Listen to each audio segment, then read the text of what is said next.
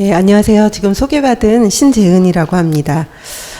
저는 지금 SDG 17번 중에서도 국제개발협력과 관련된 부분에 맞춰서 좀 설명을 드리겠습니다. 17번 같은 경우에는 이제 내용이 여러 가지가 있는데, 뭐, 무역도 있고, 그 다음에 뭐, 재원 마련해서 이제 해외에서 국내 재원을 어떻게 동원할 것인지에 대한 것도 있고, 정보통신도 있고, 국제개발협력 분야도 있고, 통계도 있고, 이렇게 다양한 분야가 있는데요. 그 중에서 좀 국제개발협력 쪽으로 말씀을 드리고자 합니다. SDG와, SDG 17로 바로 들어가기 전에 먼저 이제 이 이해관계자의 그 참여 범위에 대해서 좀 말씀을 드리고 싶습니다. 사실 국제개발협력 안에서, SDG를 논의하는 정부와 시민사회 간의 장이 따로 마련되어 있지는 않습니다. 근데 이 국제개발협력 안에서 저희가 ODA라든지 또 ODA나 국제개발협력 활동을 위해서 정부와 시민사회 간에 논의하는 그런 장들은 마련되어 있습니다. 그래서 전자가 아닌 후자에 맞춰서 제가 말씀을 드린다라고 생각하시면 좋을 것 같고요. 2019년에 국제개발협력 분야에서 정부와 시민사회 간에는 이렇게 파트너십이 제도화가 되었습니다. 그래서 기본 정책이라는 문서를 만들고 국제개발협력의 최고의 의사결정 기구인 국제개발협력위원회에서 이 문서가 통과를 합니다. 그래서 이 문서 안에는 어떤 내용이 있냐면 시민사회의 역할이라는 부분들이 이렇게 6가지로 나열이 되어 있는데요.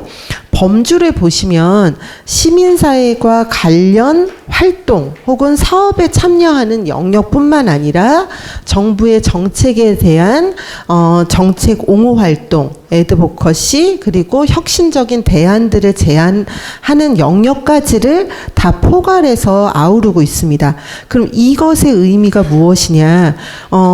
국제개발협력 분야에 있어서 혹은 XDG 활동에 있어서 시민사회가 참여할 수 있는 부분이 단지 사업의 영역뿐만 아니라 국제개발 전반의 정책까지를 아우를 수 있는 그런 근거가 되는 문서가 되기 때문에 저희가 여기에 기반해서 활동을 하고 있습니다. 이 문서는 정부가 일방적으로 만들어서 배포를 한 문서는 아니고요.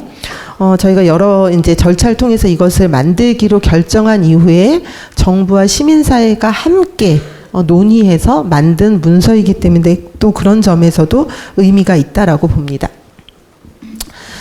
그러면 SDG 17번 지표 중에서 국제개발협력과 관련된 지표는 한 2가지가 있을 것 같습니다. 17.2번과 관련된 것과요. 17.17번에 관련된 부분인데요. 17.2번은 ODA와 관련된 부분입니다. 그래서 ODA를 보면 이제 세부 목표가 있고 그리고 이제 지표 내용들이 있습니다.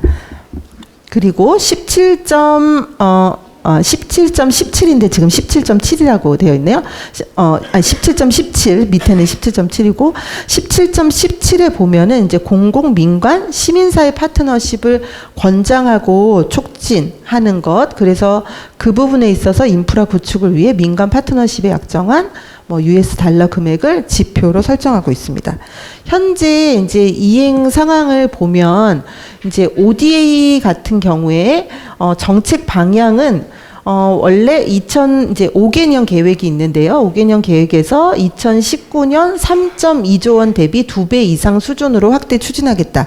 원래 ODA는 GNI 대비 몇 프로를 하겠다가 기준입니다. 그래서 국제사회에서는 GNI 대비 0.7%를 하는 것이 목표이고, OECD 닥에 이러한 개발 원조를 하고 있는 공여국들이 모인 위원회가 있는데 공적개발원조위원회라고 해서 DAC라고 하는데요. 그 위원회 안에 한 30여 개의 그 그룹들이 있고 그 그룹들의 평균이 0.2에서 3, 0.23 뭐 이렇게 그다음에 0.3 이렇게 왔다 갔다 하고 있습니다. 그런데 이제 우리 한국 같은 경우에는 그 목표를 한 2번 정도 제시를 했지만 실제적으로 달성을 못했습니다. 그러다 보니 이제 정부에서 소극적으로 목표를 설정을 했죠. 그래서 비율 목표가 아니라 얼마를 하겠다 이렇게 했지만 이제 윤석열 정부에서 오면서 사실은 이제 이번 올해에 굉장히 획기적으로 좀 많이 증액을 했습니다. 한 2조 원 가량을 증액하면서 퍼센테이지가 약간 늘어나는 그렇게 되었습니다.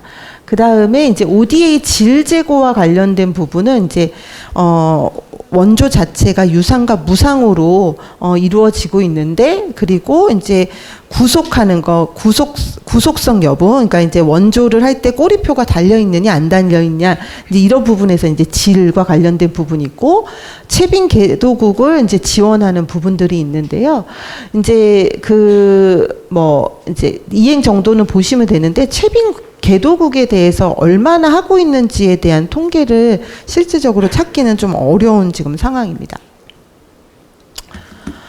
네, 정부 시민사회 파트너십은 이제 아까 말씀드린 처음에 그 2019년에 기본 정책이 만들어진 이후에 이행 방안 5개년 계획이 만들어졌고 5개년 계획 안에는 31개 과제를 두어서 이걸 5년 동안 이 과제를 통해서 파트너십을 증진하는 그런 방식으로 지금 이루어지고 있습니다. 그리고 정부와 시민사회 간의 정책 협의도 2018년부터 정례화되기 시작을 했고요. 그 다음에 이제 그 예산 비중 같은 경우에는 OECD 다계 국가들의 시민사회 파트너십 비율이 약 15%, ODA의 한 14에서 15%를 차지하는데 한국 같은 경우에는 2%를 차지하는 부분, 그래서 이제 이런 부분들을 좀 늘리고자 하는 이야기들이 나오고 있습니다. 그래서 이제 정부 사이드에서 시민사회하고의 협력 확대 노력들을 보시면 아까 말씀드린 정책 협의, 그래서 국무조정실 차원, 외교부 차원, 코이카 차원에서 계속적으로 정책 협의회를 정기적으로 하려고 하는 노력들이 있고요. 확대를 위한 연구들도 계속 진행을 하고 있습니다. 그래서 매년 연구 하나씩을 통해서 진행하고 그 연구가 실질적으로 반영될 수 있도록 하는 지금 구조로 좀 변화하고 있습니다. 또한 이제 합동 포럼이라는 것들을 통해서 시민사회하고의 파트너십에 대한 의제들을 계속 알리는 부분, 또 이제 작년 같은 경우에 튀르키예 지진이 있었고 지진 대응을 할 때 정부 따로 시민사회 따로 했던 부분들이 이제 협력해서 하는 부분들 이렇게 점차 확대되고 있습니다. 그러면 이제 이런 것들을 더 증진하기 위해서 시민사회 쪽의 사이드에서 어떤 노력들을 하고 있나 보면 아까 이제 말씀드린 OECD 닥이라는 이러한 글로벌 체계들이 우리 정부가 굉장히 수용력이 높고 그것들을 반영하려고 하는 노력을 굉장히 많이 하십니다. 그래서 한국 시민사회는 이 피어 리뷰가 5년 단위로 있는데요. 있을 때마다 시민사회 보고서를 만들어서 닥에다가 제출을 하고 그래서 우리 정부의 ODA 정책에 반영할 수 있도록 하는 것들을 하고 있습니다. 그래서 2017년에도 했고 작년에도 했습니다. 이 안에는 이제 크게 ODA, 그 다음에 시민사회, 정부 시민사회 파트너십, 그리고 인도적 지원, 이렇게 큰 3개 카테고리에 대해서 시민사회가 계속 목소리를 높이고 있습니다. 그 다음에 이제 중요한 모멘텀일 때, 대선일 때, 그리고 정부의 기본적인 정책 문서들이 바뀌는 그런 시즌일 때 시민사회의 의견들을 전달을 하는데요. 이때 그 시민사회는 개별단체가 아닌 이제 KCOC나 코피드 영역이라는 이 연대체를 통해서 의견들을 다 수렴해서 전달하는 방식으로 진행을 하고 있습니다. 그래서 시민사회 목소리를 하나로 통일하는 작업들도 진행되고 있고요. 이것이 이제 5년 단위의 정부 문서들인데요. 정부 문서들이 어떻게 이루어진지를 평가하고 그 다음 정부의 5개년 계획이 있을 때 그 시민사회 의견을 반영할 수 있도록 제안을 지금 준비 중에 있습니다. 예, 그 다음에 아까 말씀드린 합동 포럼들을 통해서 계속 이슈 레이징을 하는데요. 특별히 지금 글로벌 단위에서는 예를 들어서 한국에서 한국의 정부와 한국의 시민사회의 협력들이 아닌 공여국과 현지 개발도상국의 시민사회를 직접적으로 지원할 수 있는 것들을 권고하고 있습니다. 그 이유는 ODA는 정부와 정부 혹은 정부와 다자기구 간에 이루어지고 있는데 이 가운데에서 현지 시민사회가 계속 누락이 됩니다. 여러 가지 정치적 이유로 현지 정부가 시민사회하고 등을 돌리거나 시민사회 입지를 자꾸 좁게 만들기 때문에 이제 여기에 개입해서 공여국 정부가 현지 시민사회에 직접적으로 지원할 수 있는 룸들을 늘려라 라는 게 지금 OECD 닥의 권고사항입니다. 그래서 한국도 작년에 이 연구들을 저희가 국무조정실과 같이 했고 어떻게 이것들을 확장해 나갈 것인지에 대한 지금 논의들을 진행 중에 있습니다.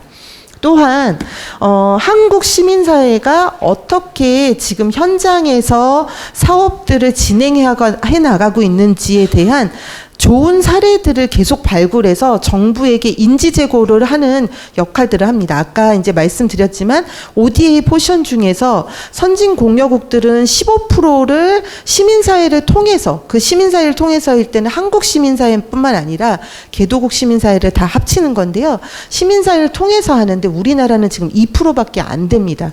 그것은 이제 우리나라 안에서 정부와 시민사회 관계가 사실은 그렇게 녹록치 않고 시민사회가 도대체 어떤 존재인지 어떤 효과성을 내고 있는지에 대한 인식이 부족하고 시민사회는 역량 강화를 해줘야 되는 대상으로만 인식하고 있기 때문에 그런 부분에 대한 잘못된 편견과 인식들을 깨트리기 위한 작업으로서 계속 성과들을 발굴합니다. 근데 그 성과를 발굴할 때는 아웃풋 레벨의 어떤 발굴들이 아니라 현지의 주민들이 참여하고 임파워먼트 돼서 그리고 어떻게 지속 가능성을 높이고 있는지에 대한 임팩트 레벨들의 성과들을 계속적으로 이슈 레이징을 하고 있습니다. 네, 그래서 이제 마지막으로 제언으로 말씀을 드리면 ODA의 정책과 이행을 개선을 할 때 시민사회의 의견을 청취하는 수준에서 실질적으로 반영하는 수준으로 계속적인 변화가 필요하다. 두 번째로는 정부 시민사회 파트너십이 있는데 지금 제도적인 체계는 굉장히 많이 잘 마련되고 있습니다. 하지만 이것들이 실질적인 협력으로 확대될 수 있는 변화도 필요하다. 세 번째로 국제 사회에서 말하고 있는 로컬라이제이션, 결국에는 현지의 그 개도국에 있는 시민사회들의 역량들을 강화하는 부분에 있어서도 우리 한국 정부의 역할들이 강화되어야 된다라는 부분들을 마지막으로 말씀을 마치겠습니다. 감사합니다.